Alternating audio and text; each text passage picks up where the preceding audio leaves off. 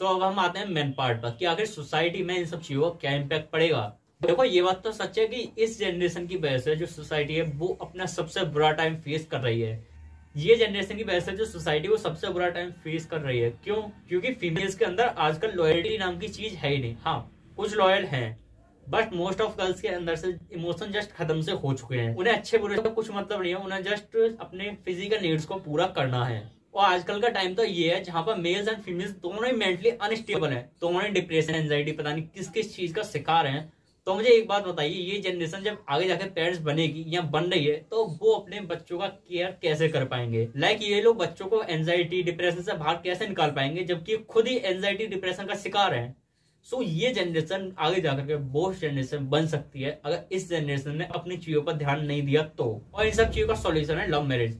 आजकल के जो पेरेंट्स हैं उन्हें अपने बच्चों की लव मैरिज के लिए एग्रीमेंट दे देना चाहिए, उन्हें मना नहीं करना चाहिए। क्योंकि अरेंज मैरिज में लड़की बाहर जाती है, ये बात कंफर्म है। क्योंकि आजकल रिसर्च के अकॉर्डिंग 10 में से 9 लड़कियां ऐसी होती हैं इनके बॉयफ्रेंड होते हैं, और अगर उनके बॉयफ्रेंड हैं तो वो शादी के बाद में ही उनसे अटैच रहेंगी, ये बात कंफर्म है।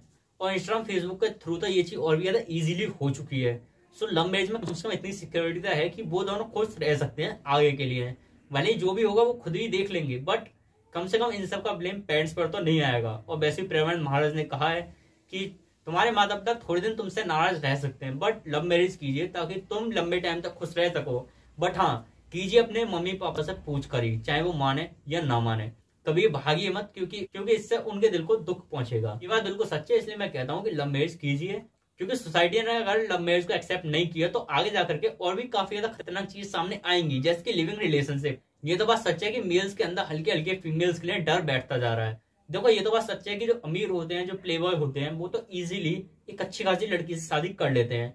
बट मेन प्रॉब्लम आती है मिडिल क्लास बॉयज के साथ में, या फिर जो सीधे होते हैं उनके साथ में, क्योंकि वो करते हैं अरेंज मैरिज। और ऐसी केसेस ज्यादातर उन्हीं लड़कों के साथ में हो रहे हैं। सो इन सब चीजों को अवॉइड करने के लिए लड़के लिविंग रिलेशनशिप में रहेंगे आराम से, जैसे कि फॉरेन में हो रहा है। वो भी काफी सेंस बना रहा है कि फॉरेन में ऐसा क्यों होता है, क्योंकि वहां पर सीधी सी बात है, काफी ज्यादा ओपन है सेक्स। सो शादी अगर तुम करोगे लड़की से, तब भी वो किसी और के साथ में सेक्स करेगी, और तुम उससे शादी करोगे, उसकी केयर करोगे, उसके बाद में वो किसी और से रिलेशनशिप में आ गई, वो तुम्हें सीधी सी बात है डाइवोर्स देगी।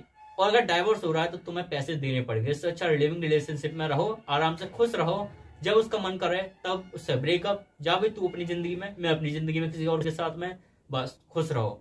चाहे बच्चे हो रहे हैं तो बच्चों का आराम से डिस्ट्रीब्यूशन कर लो, तुम रख लो तुम रख लो, इस टाइप से हो जाएगा। बट जहां पर भी डाइवोर्स है वहां पर तुम्हें पहले लड़की के लिए पैसे देने पड़ेंगे, बच्चे के लिए भी पैसे दो और देते रहो। क्या है, जैसे कि एक केस आया था जहां पर लड़की लड़के से ज्यादा कमाती थी, 1.5 लाख कमाती थी, लड़का 50,000 कमाता था। उसके बाद भी लड़की लड़के से 25,000 रुपए हर महीने ले रही थी। जब लड़के ने कोर्ट में इन सब चीजों के बारे में बताया तो कोर्ट ने बिलीव नहीं किया, क्योंकि उसके पास में प्रूफ नहीं थे। उसके बाद लड़का पैसा देते रहा। कई साल बाद जब इन सब चीजों के बारे में लड़की के हाथ में प्रूफ पड़े, उसने कोर्ट में कहा, तब कोर्ट ने सिर्फ इतना कहा कि हाँ लड़की को पैसे देने बंद करो, लेकिन जो लड़के ने दे दिया उसका कोई रिकॉर्ड नहीं।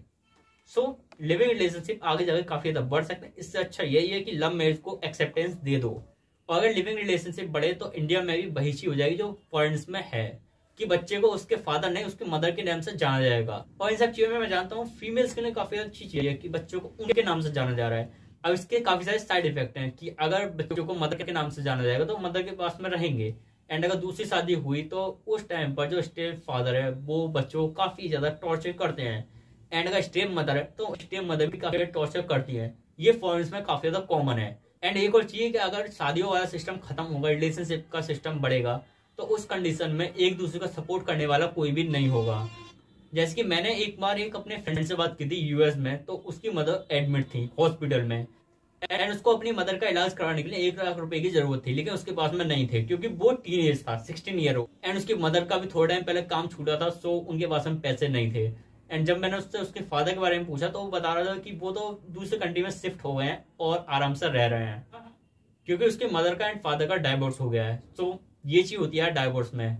और एक इंडियन फैमिली होती है जहां पर पति पत्नी दोनों एक साथ में रहते हैं, और अगर कोई भी दिक्कत आती है पूरी फैमिली में, खास करके पत्नी और बच्चों पर, तो जो मेल है वो अपनी पूरी प्रॉपर्टी तक को बेच देता है, अपनी हर एक कमाई को उन पर लगा देता है, और अगर जरूरत पड़ती है तो किसी से कर्जा भी ले लेता है। अब ये मेल्स के लिए कर्जा वर्जा लेना काफी ज्यादा कॉमन होता है इन कम्पेयर टू फीमेल्स।